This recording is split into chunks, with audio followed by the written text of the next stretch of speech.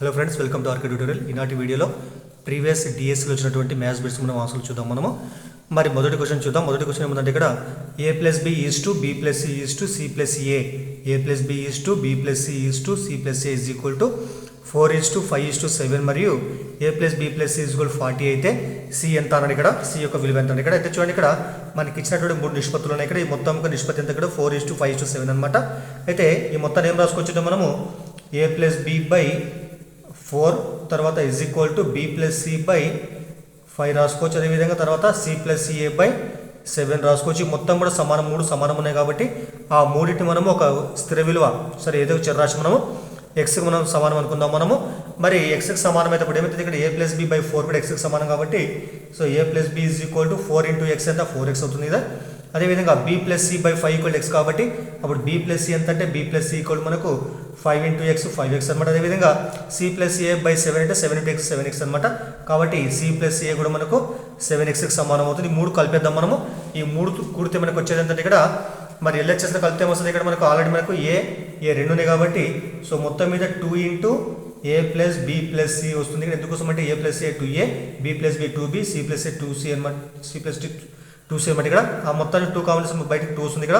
So ఇక్కడ ఏమంటుంది చెప్పండి, ఇక్కడ 4x 5x 7x సో మొత్తం ఎంత మొత్తం 16x అనమాట. ఇక్కడ మరి క్యాన్సిల్ చేస్తే 2 ఎక్కం 2 ఎమ్ములు ఇక్కడ. సో అప్పుడు మనకు వచ్చేది ఏంటంటే a plus b plus c equal మనకు 8 ఇంటూ ఎక్స్ 8x అనమాట. కానీ లెక్క ప్రకారం మనకు మరి ఏ ప్లస్ బి ప్లస్ మనకి ఎంత ఇచ్చింది చెప్పండి, ఇక్కడ 40 ఇచ్చిన. ఇక్కడ ఏ ప్లస్ బి ప్లస్ మొత్తం 40 కాబట్టి ఇప్పుడు ఏం చేస్తున్నాను, ఏ ప్లస్ బి ప్లస్ దగ్గర 40 రాస్తే ఇక్కడ so 40 is equal to 8x అనమాట. ఇప్పుడు క్యాన్సిల్ చేస్తే 8 ఎక్క 8 5 ఇక్కడ అప్పుడు ఎక్స్ ఎంత మనకు 5కు సమానం కావడం జరిగింది. సో ఎక్స్ ఎంత అంటే 5 అనమాట. ఇక్కడ 8 1 8 5 అనమాట.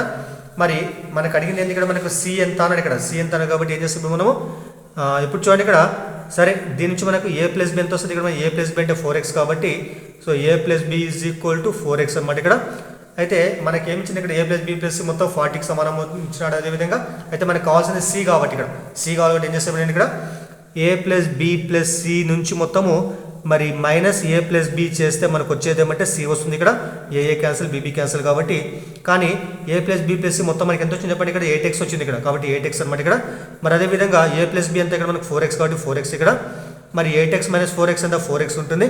కానీ మనకి ఎక్స్ ఎంత వచ్చింది చెప్పండి, ఇక్కడ ఎక్స్ అంటే మనకి 5 వచ్చింది కాబట్టి సో 4 ఇంటూ ఎక్స్ అంటే 5 రాస్తే మనకు వచ్చేది ఇక్కడ 4 5 20 కాబట్టి మొత్తం సికి సమానం అవుతుంది. కాబట్టి సి ఎంత మనకి ఇక్కడ 20కి సమానం కావడం జరుగుతుంది అనమాట. ఇక్కడ నెక్స్ట్ రెండో క్వశ్చన్ చూద్దాం. రెండో క్వశ్చన్ ఏమంటే ఎక్స్ అనే రాశి వైక్యూ ప్లస్ జెడ్ క్యూబ్ అనే రాశికి అనులోమానుపాతంలో ఉందంటే ఇక్కడ సో ఎక్స్ అనేటువంటి ఒక రాశి వైక్యూ ప్లస్ జెడ్ క్యూబ్ అనేటువంటి రాశికి అనులోమానుపాతంలో ఉందంట.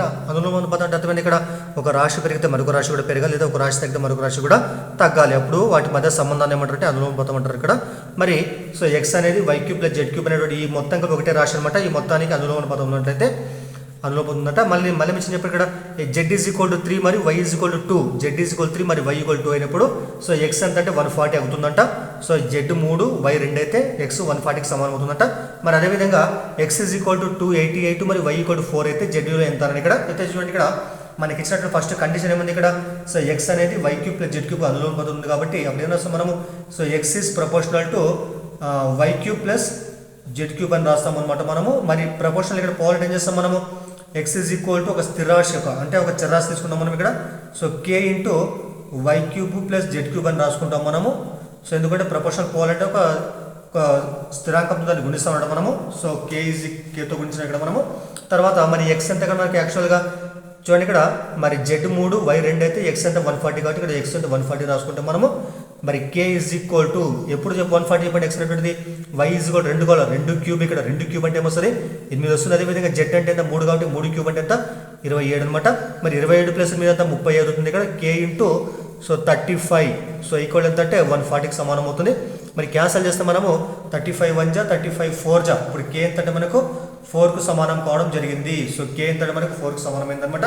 మరి ఇప్పుడు కే 4కు సమానం అయితే ఇప్పుడు ఏంటి ఇక్కడ మనకి ఇదే కండిషన్లో మనము ఈ విలువలు ప్రతిక్షేపిద్దాం. మనం ఎంత చెప్పండి ఇక్కడ so x is equal 288 y equal 4 అయితే జెడ్ ఎంత అన్నాడు కాబట్టి సో మనకి ఇచ్చినటువంటి ఈ కండిషన్ ఏదైతే ఉంటుంది ఈ కండిషన్ మనము విలువలు రాస్తే వచ్చేదే మనకు అవసరం అవుతుంది అనమాట. మరి ఇక్కడ రాద్దామని ఎక్స్ అంటే మనకి 288 కాబట్టి 288 సో ఈజ్ ఈక్వల్ కే అంటే ఎంత ఇక్కడ మనకి 4కు సమానం కాబట్టి 4 తర్వాత మరి వై అంటే మనకి 4 ఇచ్చినట్టు 4 క్యూబ్ అంటే ఏమొస్తుంది 4 4 16 16 4 64 అనమాట. 64 ప్లస్ ఎంత ఇక్కడ మనకు జెడ్ క్యూబ్ అలాగే ఉంటుంది ఇక్కడ. సో జెడ్ క్యూబ్ అనమాట. తర్వాత చూడండి ఇక్కడ క్యాన్సిల్ చేద్దాం మనం 4 కోసం భాగిస్తారు కాబట్టి 7 ఎక్కం 7 7 సారీ 4 ఎక్కం 4 4 7 28 తర్వాత 4 ఉంటుంది ఇక్కడ. ఇప్పుడు ఎంత ఇక్కడ 72 వస్తుంది ఇక్కడ. 72 ఈక్వల్ ఎంత ఇక్కడ మనకు 64 ప్లస్ జెడ్ క్యూబ్ అనమాట. మరి జెడ్ క్యూబ్ ఈక్వల్ ఏమొస్తుంది చెప్పండి 72 ఈ 64 అవుతుంది మైనస్ అవుతారు కాబట్టి -64 అనమాట. మరి జెడ్ క్యూబ్ ఈక్వల్ 72 - 64 అంటే 8 వస్తుంది ఇక్కడ. మరి 8 ఏం రాసుకుంటాం మనము 2 క్యూబ్ రాసుకోవచ్చు కాబట్టి 20 ప్లస్ క్యూబ్ క్యాన్సిల్ చేస్తే మనకి జెడ్ ఎంత అన్నప్పుడు మనకి జెడ్ ఈక్వల్ మనకు 2కు సమానం కావడం జరుగుతుంది. సో ఈ జెడ్ అంటే ఇక్కడ మనకు 2కు సమానం కావడం జరిగింది. So answer Z equal to 2 అనమాట ఆన్సర్. తర్వాత మూడో క్వశ్చన్ చూడండి. మూడో క్వశ్చన్ ఇక్కడ ఏమంటే ఒక వ్యక్తి ఐఐఎంలో ఎంబీఏలో చేరేటువంటి సంభావ్యత 3/7 తర్వాత మరియు XLRIలో చేరేటువంటి సంభావ్యత 1/3 అయితే అతను ఐఐఎంలో లేదా XLRIలో చేరేటువంటి సంభావ్యత ఎంత అని ఇక్కడ. సో ఇక్కడ ఏం చేస్తాం సింపుల్గా మనము వీడికి సంభావ్యత ఎంత కాబట్టి రెండు కూడా కలిపేస్తాం. మనకు వచ్చిన ఆన్సర్ అంటే 3/7 ప్లస్ తర్వాత 1/3 ఈ రెండు కూడితే వచ్చి మొత్తం సంభావ్యత అవుతుంది ఇక్కడ మనకు. దాంట్లో దీనిలో చేరేటువంటి సంభావ్యత అనమాట అది. మరి ఆన్సర్ ఎంత కూడా మనకి శేషం ఎంత సారీ ఇక్కడ మనకి హారం ఎంత ఇక్కడ మనకు కాసాకి ఎంత వస్తుందంటే 7 ముళ్ళ 21 ఇక్కడ. తర్వాత సో అడ్డగుణకరం 3 ముళ్ళ 9 తర్వాత 7 ఎక్కం 7 మొత్తం ఎంత వస్తుంది మనకు 16/21 కాబట్టి ఐఐఎం లేదా XLRIలో చేరేటువంటి మొత్తం సంభావ్యత ఏంటంటే 16/21కి సమానం కావడము జరిగిందనమాట. తర్వాత ఫోర్త్ క్వశ్చన్ చూద్దాం. ఫోర్త్ ఏమంటే ఇక్కడ 1, 2, 3, -, 28, 29 సంఖ్యలతో కూడిన 29 కార్డులు ఒక పెట్టెలో వేసి బాగా కలిపారు. ఆ పెట్టె నుండి ఒక కార్డు బయటకు తీస్తే దానిపై ఉన్నటువంటి సంఖ్య 3 యొక్క గుణకము లేదా గుణిజము అయ్యేటువంటి సంభావ్యత ఎంత అని ఇక్కడ. అయితే మరి సంభావ్యత ఫార్ములా చెప్పండి. సంభావ్యత ఈజ్ ఈక్వల్ టు అనుకూల పర్యవసానాల సంఖ్యపై మొత్తము పర్యవసానాల సంఖ్య కాబట్టి ఇది మొత్తం సంఖ్య అనమాట. ఇది మీకు తెలిసిన ఆల్రెడీ. మరి ఇక్కడ ఉన్నటువంటి మొత్తం కార్డుల సంఖ్య మొత్తం ఎంత మనకు 29 కార్డ్స్ ఇక్కడ మొత్తం కాబట్టి సో మొత్తం ఉన్నటువంటి మొత్తం పర్యవసానం మొత్తం ఇక్కడ 29 కాబట్టి బై 29 వస్తుంది ఇక్కడ. మరి మనకేం కావాలి ఇక్కడ మనకు 3 యొక్క గుణకం కావాలంట. మరి 3 గుణకం అంటే ఏమొస్తుంది ఇక్కడ 1 నుంచి 29 దాకా ఉన్నటువంటి ఈ యొక్క సంఖ్యలలో మరి 1 నుంచి 29 వరకు ఉన్నటువంటి సంఖ్యలలో మరి 3 గుణిజాలు ఇక్కడ ఏముంటాయి చూడండి ఇక్కడ. సో 3, 6, 9, 12, 15, 18, 21, 24, 27 ఇవి మనకు 29 లోపల ఉన్నటువంటి 3 యొక్క గుణిజాలు ఇవన్నీ కూడా. ఎందుకంటే మొత్తం చెప్పండి ఇక్కడ 1 2 3 4 5 6 7 8 9 కాబట్టి సో 3కు అంటే 3 గుణిజం కావడానికి అనుకూలమైనటువంటి మొత్తము పర్యవసానం మొత్తం 9 ఉన్నాయి కాబట్టి 9/29 కాబట్టి సో 1 నుంచి 29 నంబర్లు ఉన్నటువంటి కార్డుల నుంచి మనము 3కు గుణిజం అయ్యేటువంటి కార్డును తీయడానికి ఉన్నటువంటి సంభావ్యత ఎంత అంటే 9/29కి సమానం కావడము జరిగింది. సో ఇది మనకు ఆన్సర్ అవుతుంది అనమాట. తర్వాత 5వ క్వశ్చన్ చూద్దాం. 5వ క్వశ్చన్ ఏమంటే ఒక దీర్ఘచతురస్రం యొక్క పొడవు 4 యూనిట్లు తగ్గి వెడల్పు 2 యూనిట్లు పెరిగితే దాని వైశాల్యం 12 చదరపు యూనిట్లు తగ్గుతుంది. మరియు మళ్ళీ ఇక్కడ పొడవు 2 యూనిట్లు మరియు వెడల్పు 3 యూనిట్లు పెరిగితే ఆ దీర్ఘచతురస్రం వైశాల్యము 72 చదరపు యూనిట్లు పెరుగుతుంది. అయితే దాని యొక్క పొడవు వెడల్పులు ఎంత అన్నాడు ఇక్కడ. చూడండి ఇక్కడ మొదటిసారి ఏం కాదు ఇక్కడ మనకు పొడవు ఏమో 4 తగ్గాలి, వెడల్పు 2 పెరగాలి. అప్పుడు ఏమవుతుంది వైశాల్యం మొత్తం మీద 12 తగ్గుతుంది ఇక్కడ. అదేవిధంగా రెండోసారి ఏం కాదు ఇక్కడ మనకు పొడవు వెడల్పు 2 కూడా మనకు 2, 3 వరుసగా పెరిగినట్లయితే దాని యొక్క చతురస్రం యొక్క దీర్ఘచతురస్ర వైశాల్యం మొత్తం మీద మనకు 72 యూనిట్లు పెరుగుతుంది ఇక్కడ. అయితే సో దానికి పొడవు వెడల్పు ఎంత అన్నాడు ఇక్కడ. కాబట్టి ఇది మన క్వశ్చన్. మరి ఫస్ట్ మనకు తెలుసు పొడవును L వెడల్పు Bతో సూచిస్తాం కాబట్టి మరి దీర్ఘచతురస్రం యొక్క వైశాల్యం ఫార్ములా పొడవు ఇంటూ వెడల్పు కాబట్టి L ఇంటూ B అనమాట. ఫస్ట్ ఏం చేద్దాం మనం మొదటి సందర్భంలో L -4 L నుంచి 4 తీసేద్దాం మనము 4 తగ్గింది. అదేవిధంగా B ఏమైంది ఇక్కడ వెడల్పు 2 పెరిగింది కాబట్టి B+2 అనమాట. మరి మొత్తం మీద వైశాల్యం ఎంత L ఇంటూ B కాబట్టి L ఇంటూ B ఏం కావాలి ఇక్కడ మనకు 12 యూనిట్స్ తగ్గాలి ఇక్కడ మనకు కాబట్టి -12 అనమాట. కాబట్టి యాక్చువల్ సూత్రం ఏంటి L ఇంటూ B అంటే మనం LB రాసుకుంటాము కాబట్టి మనము సో L నుంచి 4 తీసేసినాము B నుంచి 2 కలిపి Bకి 2 కలిపినట్లయితే దానికి వైశాల్యం L ఇంటూ B ఉన్నప్పుడు 12 తగ్గింది. కాబట్టి ఈ విధంగా అనమాట మనకి ఏర్పడే సమీకరణం మొదటిది. తర్వాత సూక్ష్మీకరిద్దాం మనం B into L or B into L L into B LB అనమాట. మైనస్ మళ్ళీ ఇక్కడ సో B ఇంటూ -4 -4B తర్వాత 2 into L 2L so plus into minus 2 4 8 equal ఇక్కడ మనకు LB -12 అనమాట. తర్వాత చూడండి ఇక్కడ LB క్యాన్సల్ చేస్తాం మనము.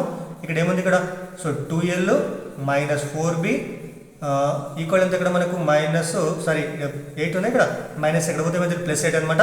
మరి -12 +8 ఎంత సో -4 ఉంటుంది. మళ్ళీ చూడండి ఇక్కడ సో 2 ఎక్కం 2 రెట్ల 2 రెంట క్యాన్సల్ మనకి ఏమొస్తుంది ఇప్పుడు L is equal to L -2B is equal ఎంత అంటే -2 ఉంటుంది ఇక్కడ. ఇక్కడ రాసిన ఇక్కడ సో 2 ఎక్కము 2 2 4 2 2 4 ఇక్కడ మనకి ఏముంటుంది అప్పుడు 1 ఇంటూ ఎల్ అంటే ఎల్ ఇక్కడ -2 ఇంటూ బి 2b తర్వాత -2 అనమాట ఇక్కడ మరి -2 అవుతుంది ప్లస్ అవుతుంది కాబట్టి -2b అవుతుంది ప్లస్ అవుతుంది కాబట్టి సో ఎల్ ఎంత అంటే +2b అవుతుంది కాబట్టి +2b -2 సో ఇది ఎల్ యొక్క విలువ అనమాట మరి ఇది మనకు మొదటి కండిషన్ వచ్చింది ఇక్కడ తర్వాత నెక్స్ట్ ఏమిటి తర్వాత ఇంకో సందర్భంలో మనకు సో పొడవు 2 యూనిట్లు వెడల్పు 3 యూనిట్లు పెరిగినాయంట ఇక్కడ 2 కూడా పెరిగినాయంట అప్పుడు ఏం కావాలి మనకు వైశాల్యం 72 పెరగాలి ఇక్కడ మనకు కాబట్టి మళ్ళీ ఇక్కడ సో ఎల్ ప్లస్ 2 తర్వాత మళ్ళీ ఇక్కడ బి ప్లస్ 3 అప్పుడు మొత్తం ఎంత అంటే మనకు ఎల్బి ప్లస్ 72 అనమాట ఎల్బి ప్లస్ 72 అనమాట మళ్ళీ ఇక్కడ గురిద్దాం మనం so b into l l b plus తర్వాత బి ఇంటూ 2 2b ప్లస్ తర్వాత 3 ఇంటూ ఎల్ 3l ప్లస్ 3 2 జా ప్లస్ 6 ఇక్కడ ఏముంది ఇక్కడ ఎల్బి ప్లస్ 72 అనమాట మీరు చూడండి ఇక్కడ ఎల్బి క్యాన్సిల్ చేసుకోవచ్చు మనము మరి ముందర ఎల్ రాస్తే మనం 3l రాస్తే మనము 3l ఇక్కడ ఏముంది ప్లస్ 2b తర్వాత ప్లస్ 6 అవుతుంది మైనస్ అవుతుంది కాబట్టి ఇక్కడ 72 మైనస్ 6 ఉంటుంది ఇక్కడ 66 వస్తుంది 66 అనమాట ఇది తర్వాత చూడండి ఇక్కడ ఏముంది మనకు యాక్చువల్ మనకి ఎల్ అంటే 2b మైనస్ 2 ఉంది కాబట్టి సో దీనిలో ప్రతిక్షేపిద్దాం మనము 3 ఇంటూ సో ఎల్ అంటే ఇక్కడ ఎంత రాసుకోవచ్చు మనం 2b మైనస్ 2 రాసుకోవచ్చు కాబట్టి 2b మైనస్ 2 ప్లస్ ఎంత మళ్ళీ ఇక్కడ మనకు 2b అనమాట ఇక్కడ అయితే 66 వస్తుంది ఇక్కడ మరి 3 2 జా 6b మైనస్ 3 2 జా 6 ప్లస్ 2b ఇక్కడ దగ్గర మనకు 66 అనమాట మరి 6b ప్లస్ 2b ఎంత 8b వస్తుంది ఇక్కడ ఈ -6 ఎక్కడ పోతే ప్లస్ అవుతుంది కాబట్టి 66 ప్లస్ 6 ఎంత 72 మరి క్యాన్సిల్ చేస్తే మనం 8 ఎక్కము 8 9 72 కాబట్టి బి ఎంత మనకు 9 వచ్చింది ఇక్కడ సో b9 అనమాట ఈ b9 ఏం చేస్తాం దీనిలో ప్రతిక్షేపిస్తే మనకు ఆన్సర్ వస్తుంది ఏది వస్తుంది ఇక్కడ సో ఎల్ ఎంత ఇప్పుడు 2 ఇంటూ b అంటే 9 కాబట్టి 9 మైనస్ 2 సో ఎల్ ఎంత ఇప్పుడు 9 2 18 మైనస్ 2 ఎంత ఇప్పుడు మనకు 16 అవుతుంది కాబట్టి therefore so L is equal to 16 యూనిట్లు అదేవిధంగా బి ఎంత మనకు 9 యూనిట్లకు సమానం కావడం జరిగింది సో ఆన్సర్ ఇదనమాట సో ఇవి కొన్ని క్వశ్చన్ డిఎస్ వచ్చిన క్వశ్చన్ అనమాట సో దయచేసి మీకు వీడియో ఉపయోగపడితే లైక్ చేయండి అదేవిధంగా ఛానల్ సబ్స్క్రైబ్ చేయండి మిగతా క్వశ్చన్లకు మిగతా వీడియోలో ఆన్సర్ చెప్పుకుందాం థ్యాంక్ యూ